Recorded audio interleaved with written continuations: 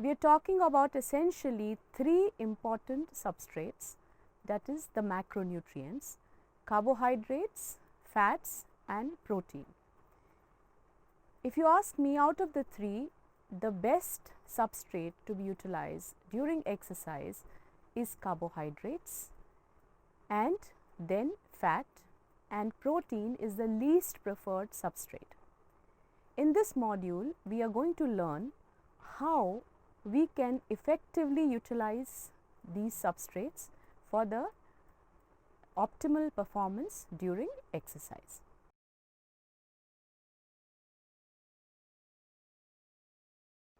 Hello, we start with the next module, that is substrate utilization during work. According to me, it's a very important module because however effective your various systems of the body may be, but if the body is not in a position to utilize the right substrate for the right kind of an exercise, it is of no use. So let's understand which are the substrates are we talking about. We are talking about essentially three important substrates, that is the macronutrients: carbohydrates, fats and protein. If you ask me, out of the three, the best substrate to be utilized during exercise is carbohydrates, and then fat, and protein is the least preferred substrate. In this module, we are going to learn how we can effectively utilize these substrates for the optimal performance during exercise. The major substrates which are used during exercise, as I mentioned earlier, are carbohydrate, fats and not preferably proteins. When we talk of carbohydrates, we are looking at blood glucose, glycogen, essentially coming from liver and muscle, the plasma fatty acids and the intramuscular triglycerides, essentially coming from again muscles, blood streams. The currency of energy which is produced in the body is ATP, that is adenosine triphosphate. The ATP is stored in the mitochondria, and when it comes to muscle, the muscle contraction is dependent on the availability of ATP. Why? Because the two contractile proteins in the muscle, that is the actin and the myosin, when they come together to form actinomyosin, they need the presence of ATP, and if ATP is not available, the muscle contraction cannot happen. The question is that this ATP is having a limited storage in the body. So, which means there is a need to generate ATP on a regular basis. One of the system of energy which helps in regenerating ATP quickly is the creatine phosphate. ATP has limited storage in the body, thus there is a need to replenish ATP stores on a continuous basis. One of the ways by which we can replenish ATP on a continuous basis is the system of creatine phosphate, that is the CP, which is available in the body as a part of the muscle. Creatine phosphate can release a phosphate bond and convert ADP to ATP in the presence of the enzyme creatine kinase. But let us understand that this process of conversion of ADP to ATP is anaerobic in nature and is very short lived, that is the duration may be a few seconds. So, such a system can come in handy only for short moment activities like power activities like power lift or a sprint or even a momentary action in a game. So, when we look at the fuel which is coming to the body is essentially from the food, the carbohydrate, fats, proteins. Now, all three of them have the capability to produce ATP. Carbohydrates can produce ATP both in the presence of oxygen and in the absence of oxygen. Fats and proteins can produce ATP only in the presence of oxygen. So, ultimately we use these substrates to produce energy in the body, which is used for work, that is for the muscles which are working during exercise. As I mentioned, the ATP synthesis can be aerobic or anaerobic, and it also depends on the intensity, duration and types of physical activity. In other words, whether the ATP can be synthesized aerobically or anaerobically is determined by what kind of exercise are we doing, what is the intensity of the exercise and what is the duration of the exercise. Let us first look at the anaerobic pathway. The anaerobic pathway is also called as the lactic acid pathway or anaerobic glycolysis. It takes place in the cytoplasm. It is a major pathway during low intensity exercise when the availability of oxygen is very limited. Most glucose is used from the muscle glycogen, and what happens is that the end product of this pathway, which is lactic acid, tends to get accumulated in the muscle if such pathway is continued for a relatively longer period of time. So, through glycolysis, glucose is converted to pyruvic acid and pyruvic acid is converted to lactic acid, and during this process ATP is produced. This pathway is also of limited time duration and it may last from 60 to 120 seconds. As intensity increases, the lactic acid cannot be used as a fuel source and it tends to get accumulated in the muscle. It tends to lower the pH, which in turn interferes with the enzymatic action of the muscle cell and it results in muscle fatigue. Let us look at the aerobic pathway. It is used for activities lasting longer than 90 minutes. It takes place in the mitochondria. The pyruvate formed from the glycolysis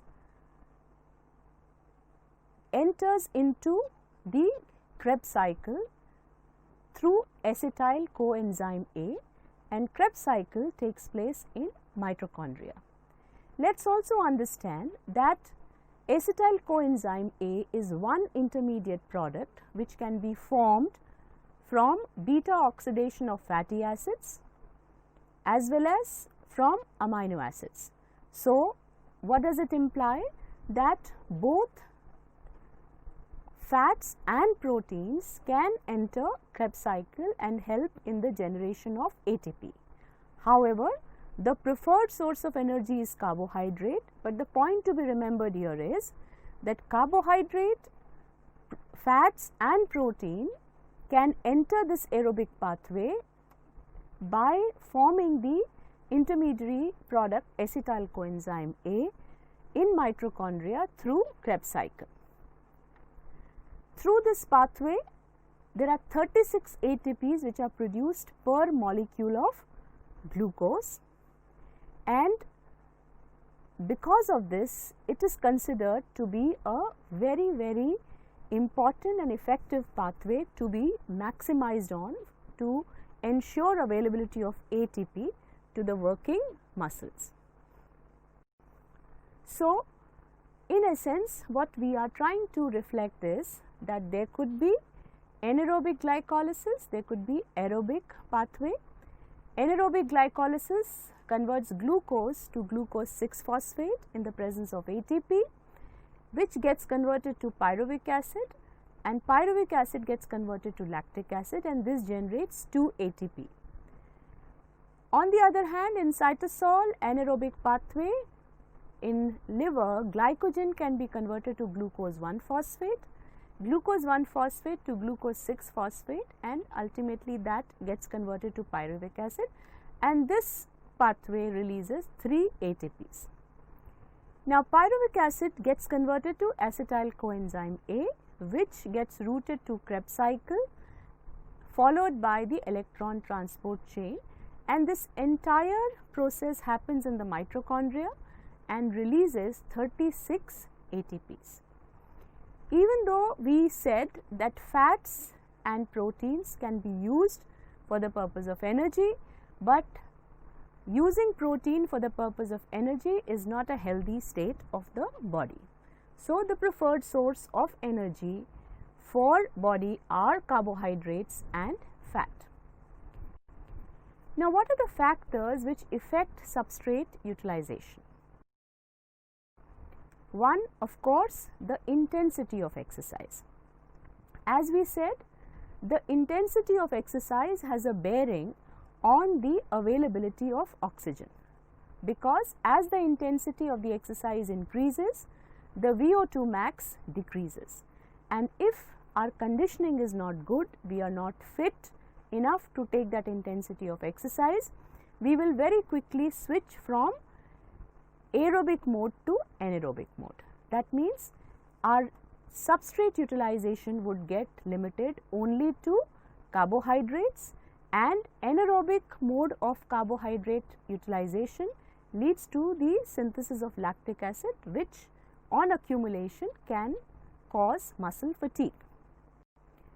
On the other hand, if we do a moderate intensity of exercise, wherein we work towards our target heart rate zone as per our age, as per our level of fitness, we somewhere oxygenate our body at the rate at which the body needs to make oxygen available to use fat as a substrate for utilization. Now, let us remember that fat can only be used as a substrate in the presence of oxygen. So, if the intensity is kept moderate, we are helping our body to use both carbohydrates and fat as a substrate for utilization. Then comes duration. As mentioned earlier, that anaerobic mode of substrate utilization should be used for a very short duration of time. That is for spurt activities, for a sudden hit in football, for a ace service in tennis, or sudden power activity which needs the immediate release of energy is something which gets supported by the anaerobic substrate utilization. When it comes to aerobic utilization of substrate, it is always a longer duration. So, it is very clear that as the duration of the exercise increases, the mobilization of substrate moves from anaerobic to aerobic, because with the increase in the duration of exercise, we also increase the availability of oxygen. Now, there are a number of nutritional factors which will also govern the substrate utilization, and that has something to do with the kind of diet which we consume. The diet which we consume has to be adequate in carbohydrates, both quantity and quality, has to have good amount of proteins, so that proteins are spared for the purpose of anabolism, and should have fats in adequate amount to make up for the caloric density. Again, what is important is that the quantity and quality of fat has to be kept in mind. The environmental factors would also affect the substrate utilization. If we work in hot environments or cold environments or humid environments, again the shift of the body to anaerobic substrate utilization may be higher, because all these factors can have an influence on the availability of oxygen and the comfort of the body to perform the optimal exercise. The body stores again is important, and depending on how much body stores are available, especially in the form of glycogen which is stored in the muscle, and that is why it is always mentioned that whenever we take up a workout or a sport, we must know the muscles which we are using. These muscles should be strengthened through resistance exercises. Purpose is, when we strengthen the muscle and when we support it with adequate carbohydrate intake, we replenish these muscles with glycogen stores, which comes in very handy to give optimal performance during workouts and sports. There are a number of hormones which have a role to play in the substrate utilization.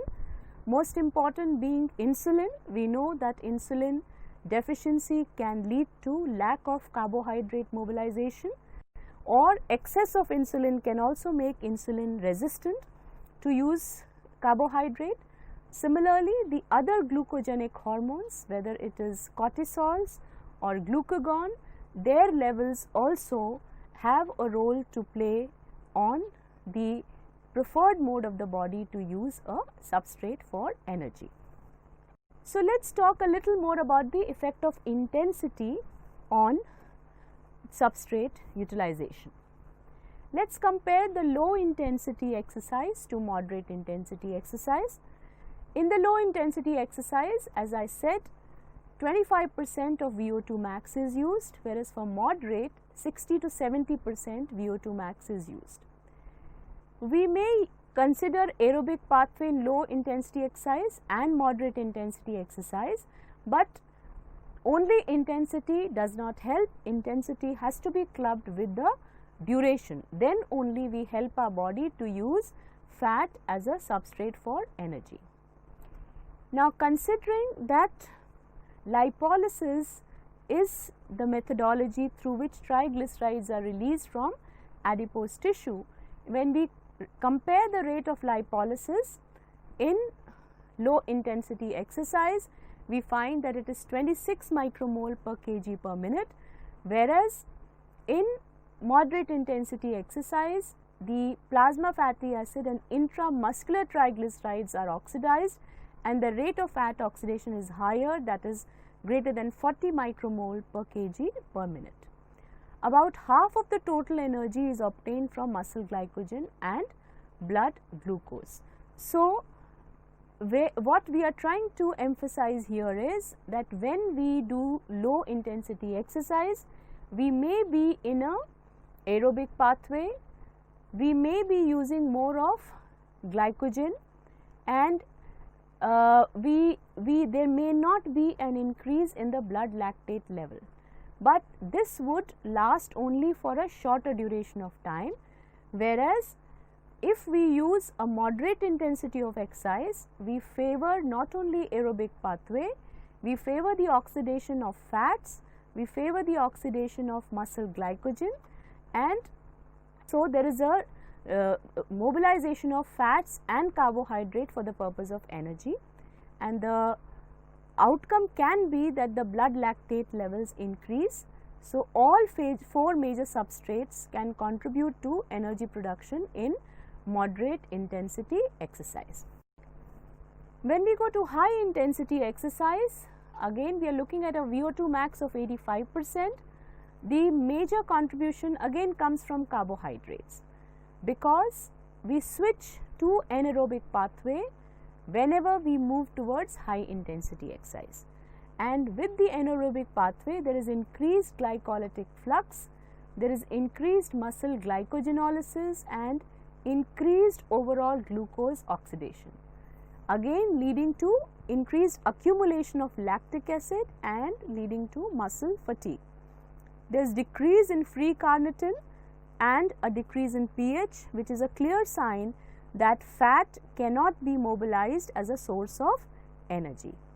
The intramuscular triglycerides may be tapped to be converted into fatty acids and used as a substrate, but whenever we move from aerobic to anaerobic pathway, there is a hormonal change, there is a change in the availability of carnitine, and as a result of which the CPT1 is inhibited, leading to reduced long chain fatty acid oxidation. The limitation of carnitine and its phosphorylation the increase in malonyl coenzyme A, the change in the ratio, all these factors prevent the fat to be mobilized to mitochondria, and thus more and more carbohydrates are favored to be utilized through anaerobic pathway. So, this diagram clearly shows the relative substrate utilization as we increase the intensity of the exercise. You can see that from low to moderate to high. Now, the parameter by which we determine the intensity of exercise is the VO2 max. So, for the low intensity exercise, as we can see that the utilization of fat may be higher. As we move to moderate exercise, we find that the utilization of fat and glycogen happens equally. That means both the substrates are utilized, and as we move towards high intensity of exercise, it is more of glycogen which is used. Now, effect of duration on substrate utilization. Like I mentioned that it is just not the intensity of the exercise, but intensity has to be clubbed with the duration of exercise. As the duration increases, the use of free fatty acids increases. Increase in fatty acid oxidation is because of the depletion of glycogen stores, greater dependency on aerobic pathways in long duration endurance exercise. Short bouts of exercise such as weightlifting utilizes the anaerobic pathway. There is increased oxidation of fatty acid due to increase in catecholamine and decrease in insulin levels with increasing duration. Lactic acid may be used as a fuel source only in short duration exercise, only in trained athletes, and the condition when both liver and muscle glycogen stores are depleted and fat becomes the major energy source and fatigue sets in is referred as hitting the wall. Now, the point which we want to emphasize through this duration and substrate utilization is that as we increase the intensity of exercise, the duration of exercise tends to become lower.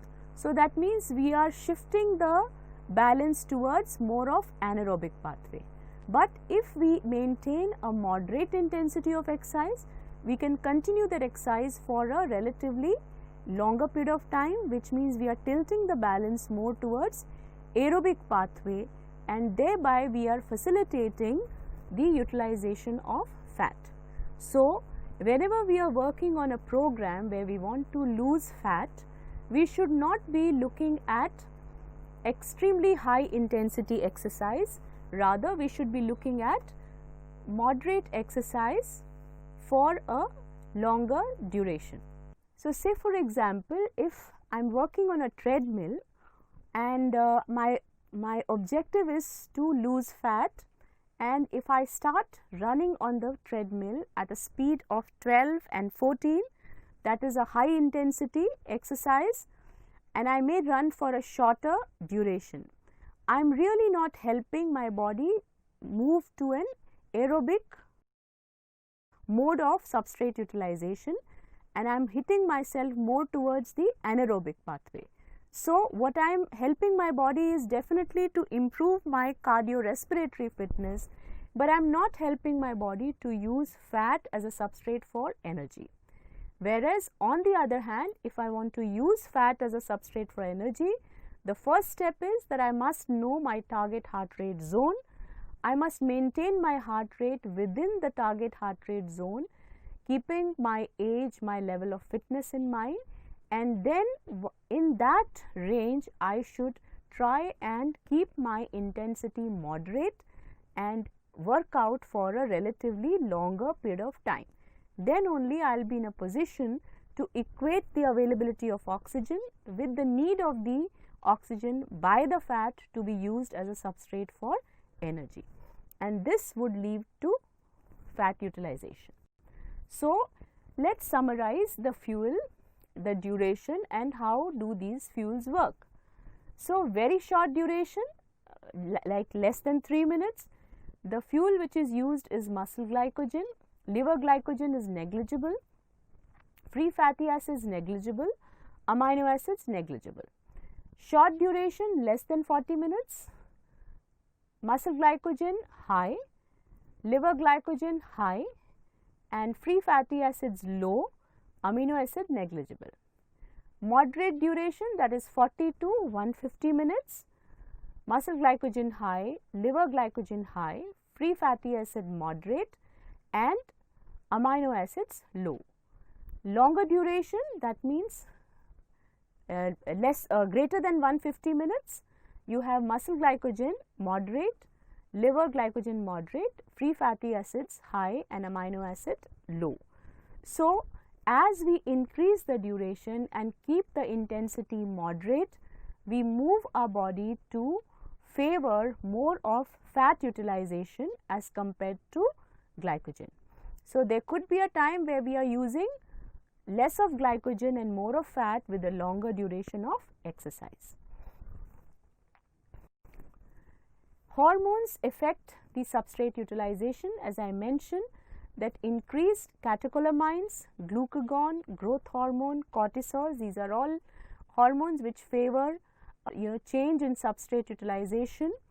Decreased insulin with increasing intensity and duration.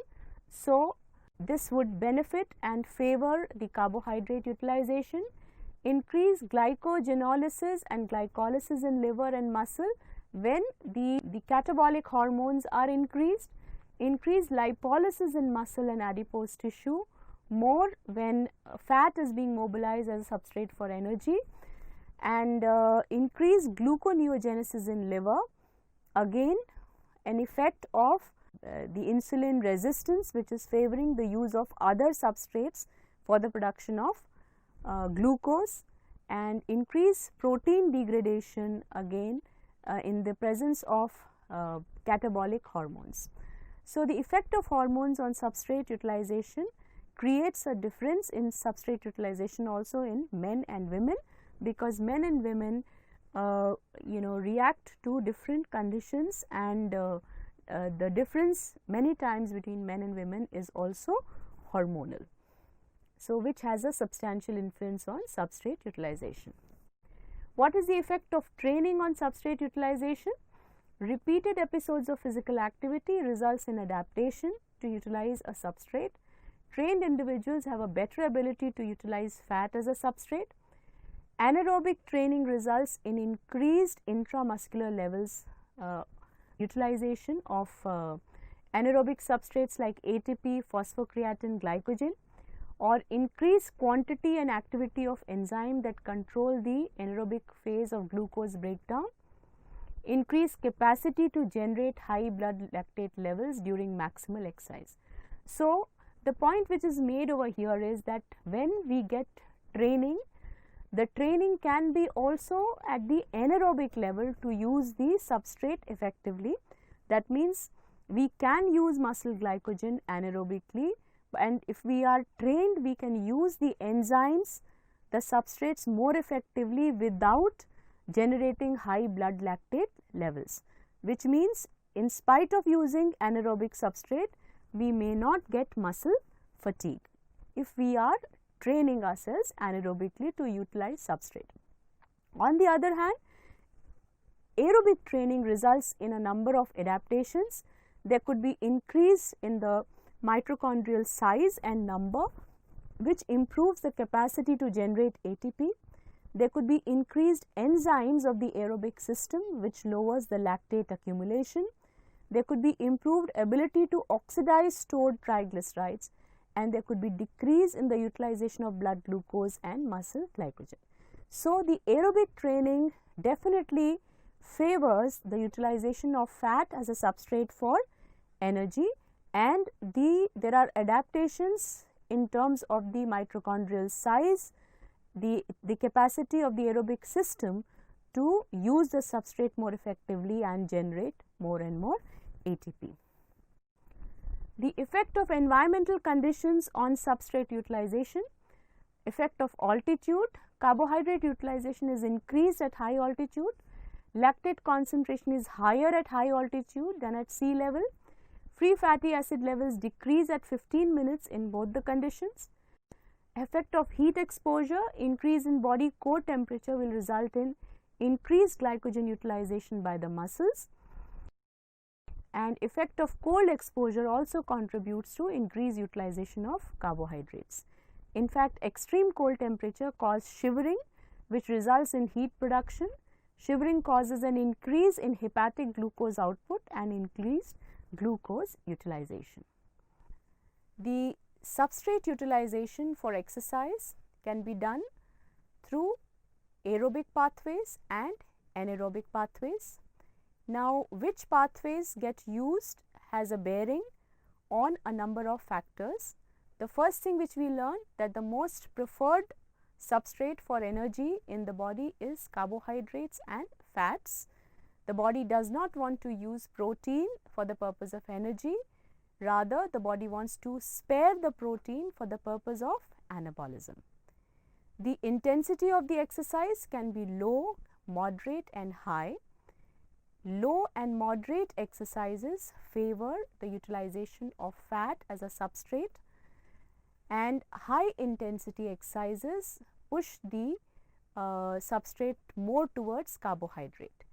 In fact, the substrate utilization even for moderate exercise can be a blend of carbohydrate and fat, but with the intensity we also have to look at the duration of exercise.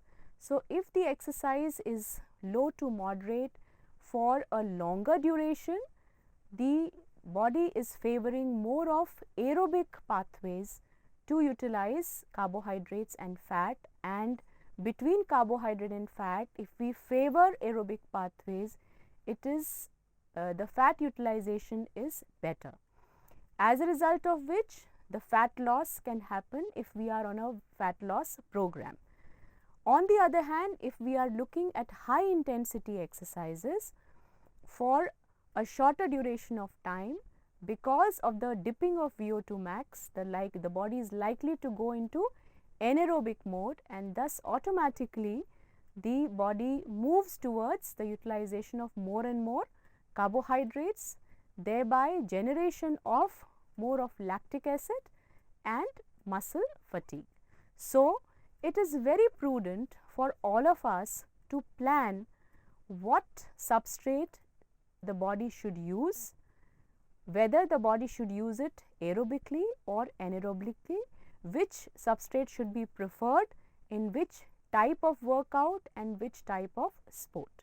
So, a clear understanding of substrate utilization, the type of substrate, the pathways, the intensity and duration is of utmost importance.